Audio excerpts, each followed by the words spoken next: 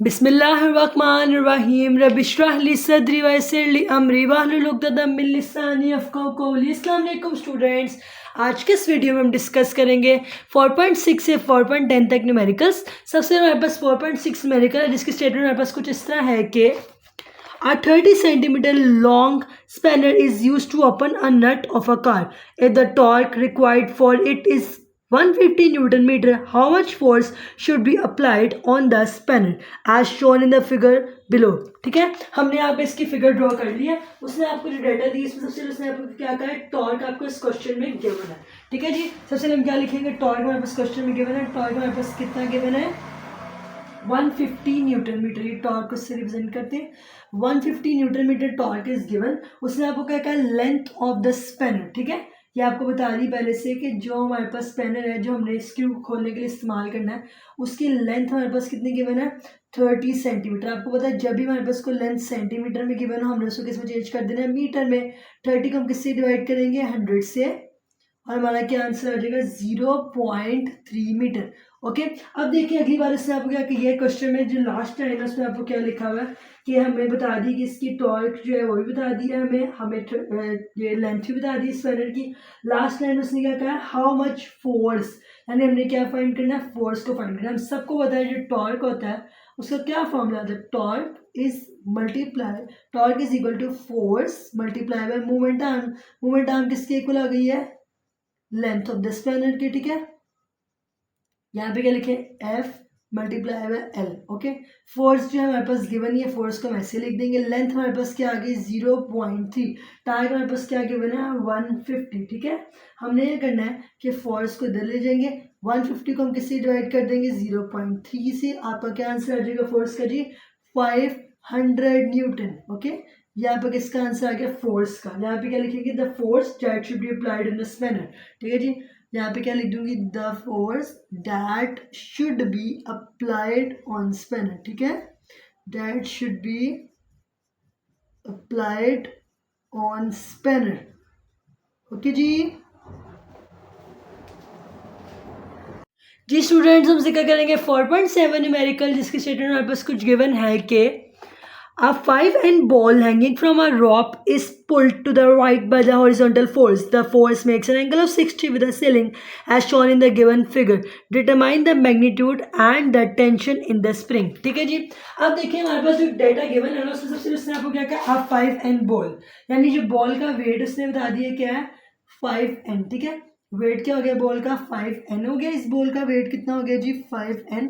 अब उस अगली लाइन में क्या कहा है कि इस पुल टू द राइट, यानी आपका ये बॉल है ये स्प्रिंग के साथ लटकी हुई है, राइट की तरफ पुल किया। तो उसने क्या कहा है जी कि विद हॉरिजॉन्टल फोर्स, इस फोर्स के थ्रू, वो हॉरिजॉन्टल फोर्स के थ्रू राइट की तरफ पुल हो गई है।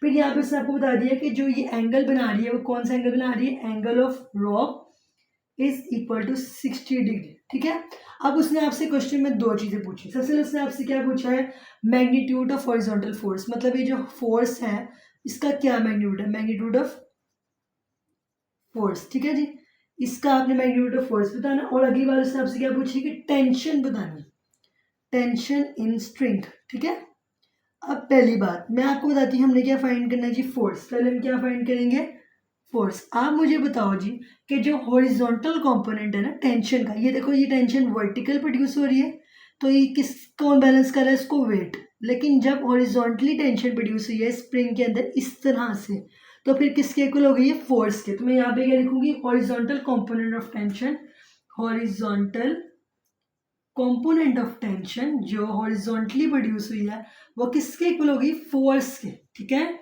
अब आप मुझे बताओ जी horizontal component of tension is equal to force. अब आप मुझे बताएं जी कि जो हमने कल पढ़े थे लास्ट वीडियो में, क्या देखे थे हमने, परपेंडिकुलर कंपोनेंट्स फाइंड किए थे, F x is equal F cos theta. ये क्या होता है, हॉरिजॉन्टल कंपोनेंट। ठीक है, अब देखो हमारे पास हॉरिजॉन्टल कंपोनेंट ऑफ टेंशन है तो हम यहाँ पे क्या लिखेंगे, हॉरिजॉन्टल कंपोनेंट में कोस थीटा किसको बैलेंस करना है, इज इक्वल टू फोर्स। ठीक है, इस तरह लिख दिया। अब देखो हमारे पास हमने क्या फाइंड करना है, सबसे पहले फोर्स फाइंड करना है। ठीक है, मैग्नीट्यूड ऑफ फोर्स फाइंड करना है, इसको हम इधर लिख देंगे। टेंशन जो है वो हमारे पास फाइंड करेंगे और इसको हम कोस थीटा। अब ये टेंशन फाइंड करनी है। ठीक है, इस टेंशन को फाइंड करने क्या करेंगे, हम यहाँ पे लिखेंगे वर्टिकल, वर्टिकल जो कंपोनेंट है टेंशन की। ठीक है, वर्टिकल कंपोनेंट ऑफ टेंशन, यानी ये जो वर्टिकल कंपोनेंट टेंशन है वो किसको बैलेंस कर रही है, वेट ऑफ बॉल को, ठीक है, balances the weight of ball. बस आपने दो बातें इसमें याद रखनी है कि जो हॉरिजॉन्टली प्रोड्यूस हुई थी टेंशन वो किसके इक्वल है, फोर्स के, जो वर्टिकली प्रोड्यूस हुई थी वो किसके इक्वल है, वेट की। आपने बस ये बात याद रखनी है, वर्टिकली जो प्रोड्यूस हुई थी ना, वर्टिकली, ठीक है, और हॉरिजॉन्टली, वर्टिकली वाली जो टेंशन प्रोड्यूस हुई किसके इक्वल हो गई थी, वेट के, और जो हॉरिजॉन्टली प्रोड्यूस हुई है फोर्स के। बस इतनी सी बात है, बैलेंस इज द वेट। अब देखो वर्टिकल कंपोनेंट क्या होता है, F Y, vertical component of tension थी ना, तो अब इधर क्या लिखोगे, टेंशन का वर्टिकल कंपोनेंट में क्या इस्तेमाल होगा, साइन थीटा। साइन थीटा हमने इसके वर्टिकल कंपोनेंट से लिया, किसके इक्वल कर दिया, वेट के, ठीक है। अब देखो हमारे पास जो क्वेश्चन, हमने क्या फाइंड करना है, टेंशन, ठीक है। हम इधर क्या लिखेंगे, W ओवर साइन थीटा। हमारे पास जो W है वो क्वेश्चन में गिवन है, क्या गिवन है उसने आपको, वेट क्या दिया हुआ है, 5 साइन थीटा। थीटा में एंगल हमारे पास क्या है, 60, साइन 60 क्या आ जाएगा हमारे पास, ठीक है, 5 अपनी जगह पे, साइन 60 क्या आता है हमारे पास, 3/2, ये 2 नीचे चल जाएगा, ठीक है। हम इसको 5 2 टाइम्स कर देंगे और यहाँ पे क्या आ जाएगा, 3 का अंडर रूट, ठीक है। हमारा क्या आंसर आ जाएगा, सॉल्व कर लेते हैं, डायरेक्ट सॉल्व करेंगे, 5.8 न्यूटन, ठीक है। हमारे पास क्या आ गया, मैग्नीट्यूड ऑफ टेंशन, ठीक है, टेंशन आ गया। अब हम इसी के टेंशन को पुट करेंगे यहाँ पे, हमारे पास क्या आ गया, 5.8, कॉस हम किसका ले लेंगे, 60 का। हमारा एंगल सॉल्व करने के बाद क्या आ जाएगा, 2.9 न्यूटन। जी स्टूडेंट्स, हम जिक्र करते हैं 4.8 न्यूमेरिकल, जिसकी स्टेटमेंट हमारे पास कुछ इस तरह है कि a signboard is suspended by the means of two steel wires as shown in the figure. If the weight of the board is 200 Newton, what is the tension in the strings? ठीक है। अब देखिए हमारे पास क्या है, 4.8 numerical में उसने क्या कहा है, a signboard is suspended। आपके पास एक बोर्ड है, ठीक है, उसको लटकाया गया है टू स्ट्रिंग से, उनके अंदर टेंशन है T1 और T2 सेम है, ठीक है। उसने आपको बता भी दिया वेट कितना है। आपने हमेशा एक बात रखनी, पहले तो हम इसके डाटा को असेंबल करते हैं, उसने आपको वेट बता दिया। वेट हमारे पास क्या है, 200 न्यूटन है। T1 और T2 जो है वो हमने फाइंड करनी, और जो परपेंडिकुलर डिस्टेंस है उसने बता दिया कि सेंटर ऑफ ग्रेविटी के साथ कितना है, ठीक है। इसने परपेंडिकुलर डिस्टेंस बता दिया 2 मीटर और 2 मीटर। अब देखो हमने T1 T2 फाइंड करनी। पहले तो हमने हमेशा एक बात रखनी है कि जो भी चीज़ लटकाई जाती है ना, उसकी ऊपर वाली स्ट्रिंग्स के अंदर जो टेंशन है ना, उन दोनों को जब मैं प्लस करूंगी टोटल वेट है, ठीक है। T1 T2 is equal weight. ये मैं क्या किस तरह लिख सकती हूँ कि ये जो हमारे पास बोर्ड है ना, बोर्ड वो आपस वो क्या है हमारे पास, इक्विलिब्रियम है। Since the board is in equilibrium, हमारा जो साइन बोर्ड है वो किस में, इक्विलिब्रियम में, ठीक है। इक्विलिब्रियम का मतलब है कि हर तरफ से बैलेंस है, इज इन इक्विलिब्रियम, ठीक है। जिससे हमारे पास अगर बोर्ड इसका इक्विलिब्रियम में, इसका मतलब क्या है कि दोनों वायर्स जो है ना, तो जो वेट है ना, weight is equal to the addition of both, मतलब ठीक है जी, वेट जो है वो किसके इक्वल है, addition of both is equal to sum of tensions in both wires, ठीक है। जो दोनों वायर्स के दरमियान है, दोनों स्ट्रिंग्स के दौरान टेंशन है, उन दोनों को अगर हम प्लस करेंगे तो हमारे किसके इक्वल हो जाएगा, वेट के, ठीक है। अब मैं आप में एक बात याद रखोगे, जो टेंशन है उसका परपेंडिकुलर डिस्टेंस जो है सेंटर ऑफ ग्रेविटी से, दोनों टेंशंस का सेम है। अगर टेंशंस का डिस्टेंस सेम है सेंटर ऑफ ग्रेविटी से, इसका क्या मतलब है कि जो अगर डिस्टेंस सेम है, इसका मतलब है कि दोनों जो टेंशन है आपस में क्या इक्वल है। तो T1 जो है वो T2 के इक्वल है, क्योंकि इसका परपेंडिकुलर डिस्टेंस क्या है, same, since perpendicular distance is same from the centre of gravity, ठीक है। perpendicular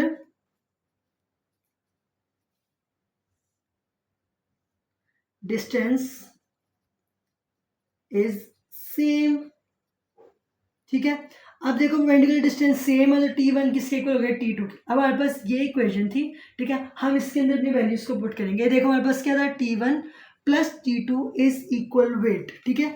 हमारे पास T1 T2 आपस में इक्वल हो गया, तो मैं लिख सकती हूँ T1 इज इक्वल T2, ये हमारे पास इस तरह था।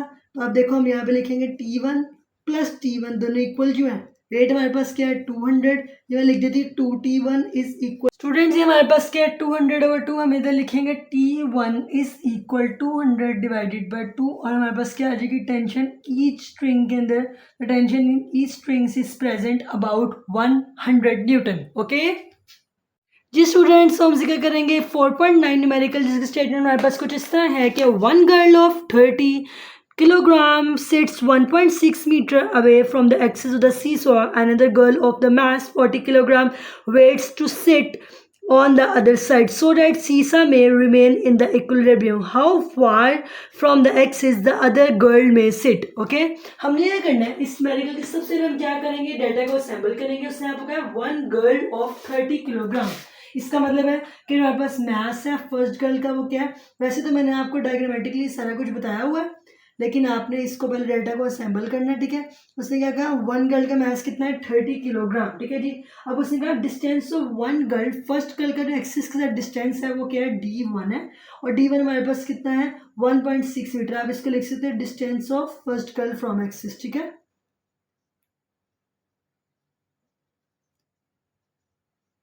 अब देखो जी, अगली बात उसने आपको अगली ही लाइन में क्या कह दिया जी, कि अनदर गर्ल ऑफ मास, यानी आपके जो मास ऑफ वन गर्ल है और जो सेकंड गर्ल है उसका मास आपको क्वेश्चन में क्या गिवन है, 40 किलोग्राम. ठीक है जी. अब हमारे पास डाटा आ गया, d1 भी आ गया, d2 आपको नहीं पता, d2 आपने क्या करना है, फाइंड करना है. ठीक है जी.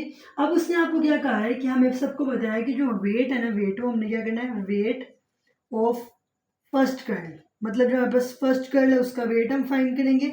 आपको बताया है कि जो वेट है उसका क्या फॉर्मूला होता है, मास multiply by gravitation acceleration. Mass of first girl हमारे पास क्या गिवन है, 30. इसको हम किससे मल्टीप्लाई करेंगे, 10 से. ग्रेविटेशन एक्सेलरेशन किसके इक्वल होती है, 10 मीटर पर सेकंड स्क्वायर. ठीक है, ये आपने हमेशा याद रखनी, ग्रेविटेशन एक्सेलरेशन किसके इक्वल होती है, 10 मीटर पर स्क्वायर. ठीक है, अब हमारे पास क्या हो गया, 10 को मल्टीप्लाई कर देंगे, हमारे पास क्या आ जाएगा, 300 न्यूटन. ओके, अब आपने ये फाइंड करना है, हमारे पास ये जो है ना मास दूसरी गर्ल का है, हमने इसका क्या करना है, वेट फाइंड करना है, वेट ऑफ सेकंड गर्ल. ठीक है, हमने weight of second girl find करना है. हमारे पास यहाँ पे मास क्या गिवन है, 40.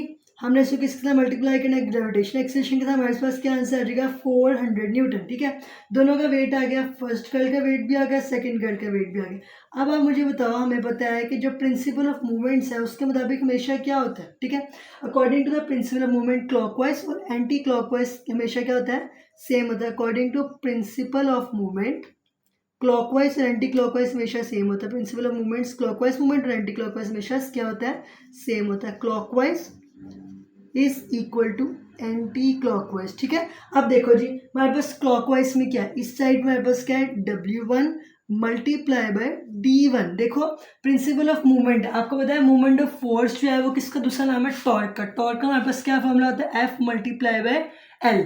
एफ यहाँ पे क्या है, मैंने आपको बताया हमेशा कि फोर्स और वेट जो है वो एक ही बात है, क्योंकि उन दोनों के एक ही यूनिट्स होते हैं. हमारे पास वेट यहाँ पे क्या है, W multiply by D1, W1 multiply by D1, W2 multiply by D2. ठीक है, W1 हमारे पास क्या गिवन है, 300. D1 हमारे पास क्या गिवन है, 1.6. W2 हमारे पास क्या गिवन है, 400. D2 आपको नहीं पता, D2 आपने क्या करना है, फाइंड करना है. 300 मल्टीप्लाई बाय 1.6 डिवाइडेड बाय 400. हमारे पास किसका आंसर आ जाएगा, D2 का. ठीक है जी, और D2 का हमारे पास क्या आंसर आता है, सॉल्व करके 1.2 मीटर इज इक्वल D2. इसका मतलब है कि जो सेकंड गर्ल है वो कितने डिस्टेंस पे है, 1.2 मीटर पे बैठेगी. ओके जी स्टूडेंट्स, हमसे क्या करेंगे 4.10 न्यूमेरिकल, जिसकी स्टेटमेंट हमारे पास कुछ इस तरह है कि find the tension each string as shown in the figure if the block weighs 150 Newton. Okay, अब देखें जी, हमारे पास जो डाटा है उसके हमारे पास डाटा में सिर्फ दो चीज़ें गिवन है. एक उसने आपको वेट दे दिया, किसका, वेट ऑफ द ब्लॉक. ठीक है, वेट ऑफ ब्लॉक उसने आपको कितना दे दिया, 150 न्यूटन. ठीक है जी, और उसने आपको अगली बात क्या बता दी है जी, यहाँ पे एंगल गिवन है कितना है, 60 डिग्री एंगल गिवन है. ओके, अब आप मुझे बताओ जी कि हमारे पास क्या है, हमने क्या फाइंड करना है, टेंशन फाइंड करनी है. ईच स्ट्रिंग का मतलब है कि हॉरिजॉन्टल भी और वर्टिकल भी टेंशन फाइंड करनी है. ठीक है, अब देखो जी, यहाँ पे अगर मैं आपको कहूँ कि ये जो है ना ये आपका वर्टिकल है. ठीक है, तो यहाँ पे आपने क्या फाइंड करनी है, T1, और यहाँ पे आपने क्या फाइंड करना है, T2. ठीक है, आपको बताया कि हम सबसे लिए क्या फाइंड करेंगे, T1. T1 हमारे पास क्या है, वर्टिकल डायरेक्शन आ रही है. तो आपको पता है वर्टिकल डायरेक्शन में क्या होता है, हम यहाँ पे लिखेंगे इन वर्टिकल डायरेक्शन. आपने हमेशा याद रखना है कि आपको एक तो ये बात पता होगी कि वर्टिकल डायरेक्शन में जो टेंशन होती है ना स्ट्रिंग में, वो हमेशा किसको बैलेंस करती है, वेट को. ठीक है, तो आप लिखोगे tension in string is equal to balance is the weight of the block. Okay, ये हमने 4.7 जो न्यूमेरिकल किया था उसमें भी हमने ये भी बात की थी कि जो टेंशन स्ट्रिंग में वर्टिकल होती है वो किसको बैलेंस करती है, फोर्स को। तो देखो हमारे पास जो टेंशन वर्टिकली, फोर्स को नहीं वेट को, ठीक है।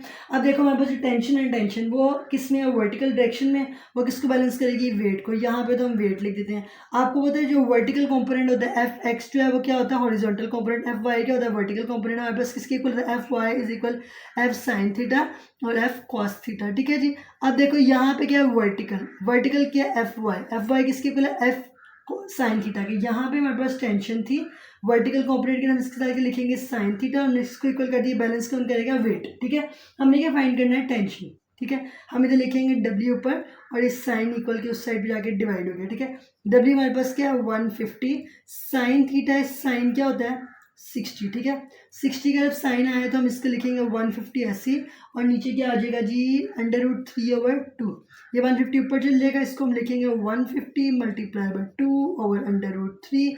आपका क्या आंसर आ जाएगा जी, 173.2 न्यूटन। ये हमारे पास किसका आंसर आ गया, T1 का। अब हमने क्या फाइंड करना है, T2। देखो हमारे पास क्या है हॉरिजॉन्टल डायरेक्शन, यानी ये जो है ना, ये हमारे पास क्या है T2।